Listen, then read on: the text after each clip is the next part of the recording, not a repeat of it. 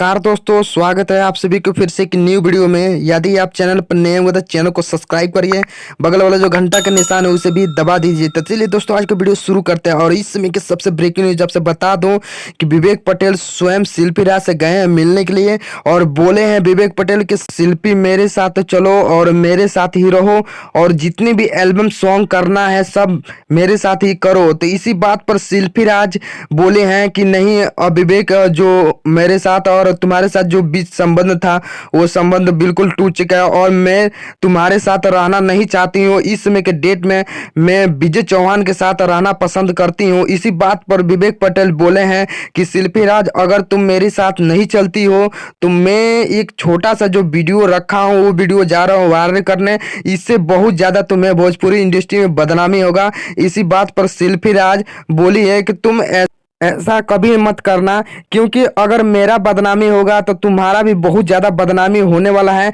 आपसे बता दूं कि शिल्पी राज इसी बात पर हमेशा डरती रहती है कि मेरा एक जो वीडियो है वायरल ना हो जाए। लेकिन आप लोग भी सोचते होंगे कौन सा ऐसा वीडियो है जो शिल्पी राज हमेशा डरती रहती है।